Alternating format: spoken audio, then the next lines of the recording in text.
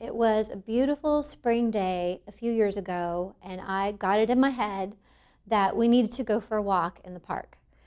And so I'm like, come on, babe, let's go for a walk in the park. And we packed up the van, dropped the kids off at school, grabbed a jacket because it was still a little chilly outside. And we get to the park, and I can tell David is not into this. He's just kind of moving slow, and I'm like, what's the deal? We don't have to do this. Do you not want to do it? And he's like, I have a headache.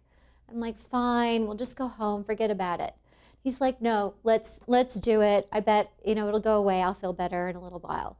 So we take off, and we're on our walk, and it is just a glorious day. And the squirrels are running in all the trees, and we're saying hello to the other walkers and runners and cyclists in the park, and just enjoying this crisp spring morning.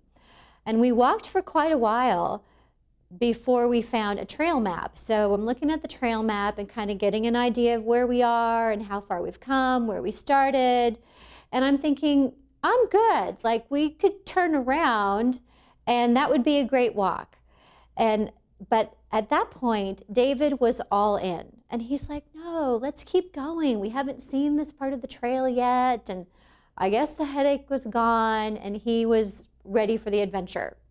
So we keep walking, and the trail kind of dipped down, and then it turned around back towards where we had parked. But not only did it turn around, it also began to climb.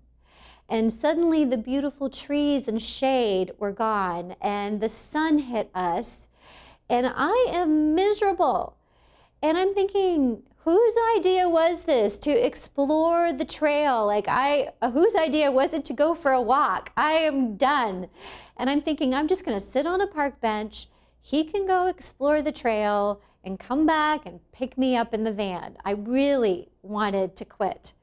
But I found a little tree stump and a small patch of shade and just sat down for a couple minutes to rest. And I'm thinking, well, where I think we are on the trail, it's not that much further, and I might as well finish it. And so we got back up and began to finish this climb. And we usually don't hold hands when we walk, but I reached for David's hand. We slowed down our pace a little and just began to walk together. And we made it back to the van. We survived the walk. And we were kind of laughing about it on our way back home, how our walk in the park mirrored our recovery journey. Because at the beginning, it was me. It was me making the first phone call. It was me saying, we need help. I was the one who signed us up for the program, and I was the one driving that initial step in the process.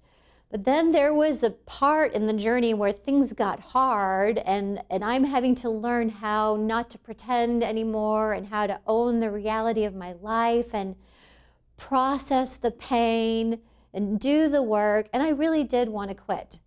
And I'm like, this is awful. And I'm done climbing. And yet my husband was committed. And he was walking forward. He was doing the work. He didn't want to go back to the way that things used to be. He wanted freedom from sexual addiction, and he was committed to working his way to that freedom. And I think there were many times over the years of our recovery journey when it felt like there was this inequity in the work, where I'm thinking, I'm doing all the work, and I'm definitely working harder than he is. And I think there were times when he thought, I'm the one driving the process and I'm working harder than she is. There was definitely that moment where he is moving forward and I'm having a pity party on a tree stump, thinking I'm done with this.